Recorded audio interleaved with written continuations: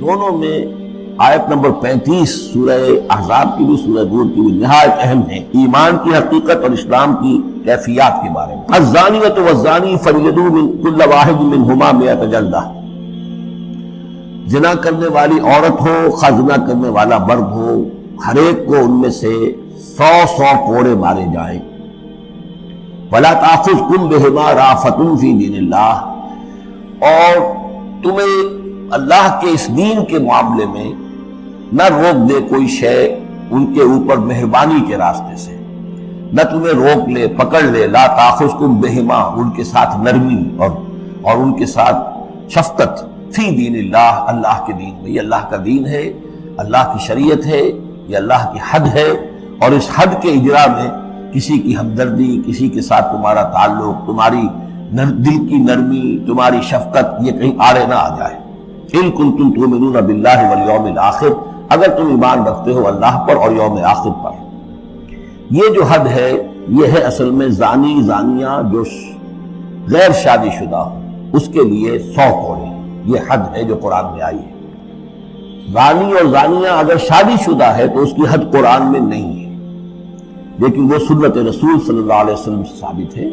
اور شریعت اسلامی کا چونکہ جو اس کی سورسز ہیں، اس کی ایک بنیاد ہے اللہ کی کتاب، اور دوسری بنیاد جو انڈیپینڈنٹلی قرآن مجید سے آزاد ہو کر ایک مستقل بنیاد ہے، مستقل سورس ہے، وہ رسول ہے صلی اللہ علیہ وسلم۔ تو رجم کا جو حکم ہے وہ سنت سے ہے،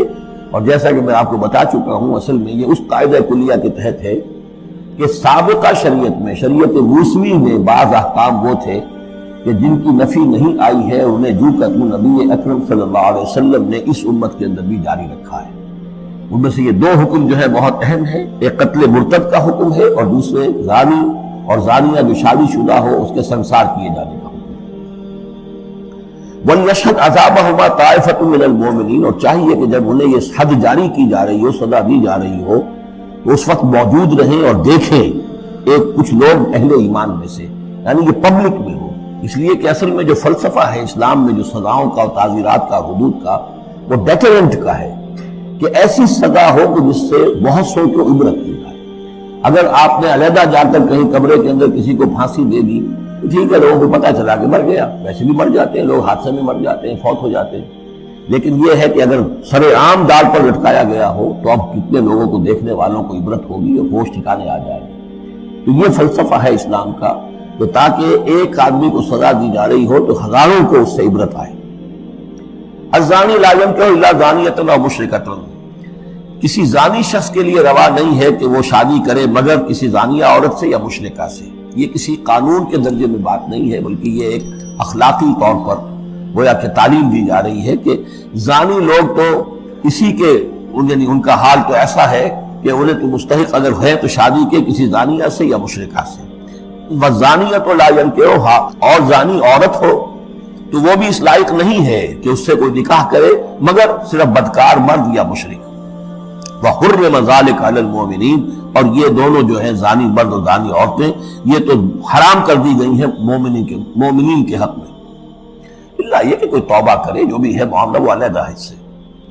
وَالَّذِينَ يَرْمُونَ الْمُحْصَنَاتِ ثُمَّ لَمْ يَأْتُوا بِأَرْبَعَةِ شُهَدَاءَ، اور جو لوگ جو خاندانی عورتیں ہوں، حفاظت میں ہوں کسی خاندان کے اور نکاح کے قید میں ہوں،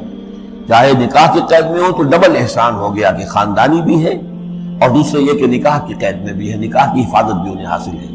نہیں تو یہ کہ اگر غیر شادی شدہ ہے لیکن کسی شریف خاندان سے ہے، آزاد خاندان سے ہے، اگر ان کی عورتوں میں کوئی شخص جو ہے ان پر عیب لگائے، زنا کا الزام لگائے اور پھر وہ نہ لا سکے، ثم لم یاتوا باربعۃ شہداء، 4 شہید نہ لا سکے، فجلدوہم، تو پھر اب ان کو کوڑے مارو، 80 جلدہ، 80 کوڑے، 80 دبرے۔ ولا تقبلوا لهم شہادۃ ابدا، اور ان کی شہادت اب کبھی آئندہ قبول نہ کرو۔ واولئک هم الفاسقون، اور یقیناً یہی لوگ فاسق اور نافرمان ہیں۔ یعنی زنا کا الزام اگر لگایا جا رہا ہو تو پھر جو الزام لگانے والا ہے اسے 4 گواہ چشمدید پیش کرنے ہوں گے۔ اگر وہ 4 چشمدید گواہ پیش نہیں کر سکتا تو گویا کہ اب یہ قذف کہلائے گا کہ اس نے ایک الزام لگایا ہے جس پر ثابت نہیں کر سکا، لہذا اس جرم کی سزا 80 کوڑے، کتنے قریب چلا گیا ہے۔ اور اس میں حکمت یہ معلوم ہوتی ہے کہ اگر فرض کیجئے کسی معاشرے میں، مسلمان معاشرے میں کسی لوگوں سے غلطی ہو گئی ہے اس غلطی کا چرچا نہیں ہونا چاہیے الا یہ کہ اس کے لیے ثبوت موجود ہو کہ اسے کیفر کردار تک پہنچایا جا سکے۔ اگر تو ثبوت اتنا ہے کہ سزا دی جا سکے تو ضرور، لیکن اگر نہ ہو تو خاموش نہ ہو، ورنہ یہ کہ خام خواہ برائی کا چرچا ہو جائے گا جبکہ اس کا سد باب ممکن نہیں ہے، اس کی سزا دینی ممکن نہیں ہے، تو اس میں سکوت جو ہے وہ بہتر ہے۔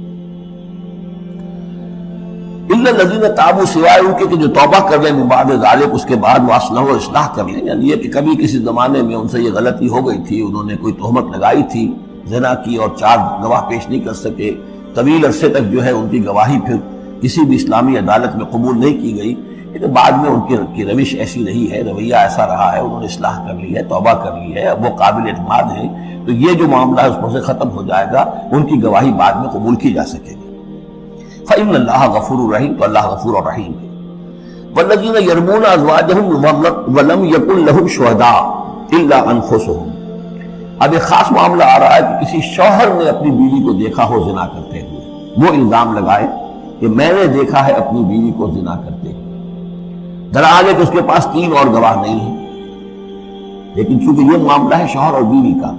اگر کسی اور عورت کا ہوتا تو اس کے اوپر 80 درے لگتے اس کو، اس نے الزام لگایا ہے، چاہے چشمدید ہے، چاہے اس نے دیکھا ہے، لیکن 3 گنا اور نہیں لا سکا، 3 گواہ نہیں لا سکا ہے تو درے لگیں گے 80۔ لیکن معاملہ کیونکہ بیوی کا ہے، اس کے لیے خاص قانون ہے، اس کو لعان کہتے ہیں۔ وہ یہ ہے کہ والذین یرمون ازواجہم، جو الزام لگائیں زنا کا اپنی بیویوں پر، ثم ولم یکن لہم شہداء، اور ان کے پاس گواہ موجود نہ ہو، الا انفسہم، سوائے ان کی اپنی جانوں کے، انہوں نے خود دیکھا ہے، فشہادۃ احدہم 4 شہادات باللہ، تو یہ ایک شخص کی گواہی بھی 4 گواہیاں شمار کی جائیں گی جبکہ وہ قسم کھائے اللہ کی، انہ لمن الصادقین، کہ وہ سچا ہے، حلفیہ بیان کرے۔ والخامسۃ، اور 5ویں بات یہ کہ وہ یہ کہے کہ ان لعنت اللہ علیہ ان کان من الکاذبین، کہ اگر میں جھوٹا ہوں تو مجھ پر اللہ کی لعنت۔ 4 مرتبہ قسم کھا کر گواہی دینا گویا کہ وہ 4 گواہوں کی گواہی کے قائم مقام ہو جائے گا، جبکہ پھر وہ یہ بھی کہے کہ اگر میں جھوٹا ہوں تو اللہ کی لعنت مجھ پر ہو، لعنت اللہ علی الکاذبین ان کان من الکاذبین۔ وَيَدْرَوْ عَنْهَا الْعَذَابِ، اب عورت کیا کرے گی جس کے اوپر اس کی بیوی جو ہے اس پر جو الزام لگایا گیا ہے، اگر وہ اس پر سے عذاب ٹل جائے گا، ٹل جائے گی سزا اور یہ حد عورت سے، ان تشہد 4 شہادات باللہ، کہ وہ بھی قسم 4 مرتبہ کھائے اللہ کی، انہ لمن الکاذبین، کہ یہ میرا شوہر جو مجھ پر الزام لگا رہا ہے جھوٹا ہے۔ اور والخامسۃ، اور 5ویں بات وہ یہ کہے ان غضب اللہ علیہا ان کان من الصادقین، کہ اگر میرا یہ شوہر اس الزام میں سچا ہے تو مجھ پر اللہ کا غضب آئے۔ اس انداز میں پھر یہ کہ عورت کے اوپر پھر حد جاری نہیں ہوگی،